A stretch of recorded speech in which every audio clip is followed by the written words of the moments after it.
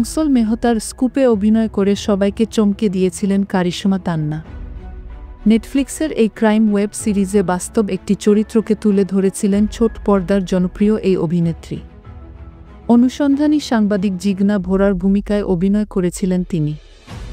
সিরিজে তার অভিনয় দারুণ প্রশংসিত হয়েছিল। অনেকেই ধরে নিয়েছিলেন সিরিজটির সফলতা তার ভাগ্যের চাকা ঘুরিয়ে দেবে, কিন্তু এমন কিছু ঘটেনি। সেই সিরিজ মুক্তির 2 বছর পার হয়ে গেছে। মাঝখানে অ্যামাজন প্রাইম ভিডিওর সিরিজ কল মি বেতে কারিশমাকে অতিথি চরিত্রে দেখা গিয়েছিল। বলা যায় বাদবাকি সময় পর্দা থেকে তিনি পুরোপুরি গায়েব। এক সাক্ষাৎকারে এর কারণ জানতে চাওয়া হলে হতাশার সুরে অভিনেত্রী বলেন, সত্যি বলতে আমার কাছে এর কোনো উত্তর নেই। অনেক দিন পর একটা প্ল্যাটফর্ম এবং অভিনয় করার সুযোগ পাব, এমন একটা চিত্রনাট্য পেয়েছিলাম। স্কুপ চ্যালেঞ্জিং ছিল।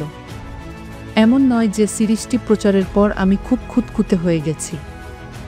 আমি জানি যে চিত্রনাট্য ভালোভাবে লেখা হলে পরিচালক তাকে আরও উচ্চ স্তরে নিয়ে যেতে পারেন। আমি এখন শুধু এ ধরনের কাজের অপেক্ষায় আছি। অভিনেত্রী আরও বলেন, আমার কাছে ভালো প্রস্তাব এসেছিল, কিন্তু আমি চরিত্র নির্ভর প্রকল্পে কাজ করতে চাই। আমি দেখিয়ে দিয়েছি যে আমি কি করতে পারি।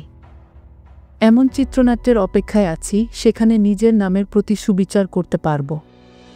তবে অপেক্ষা কখনো কখনো হতাশার হয়। আমি আবার সেটে ফিরতে চাই, ক্যামেরার সামনে দাঁড়াতে চাই আর প্রযোজক ও পরিচালকের সঙ্গে কাজ করতে চাই।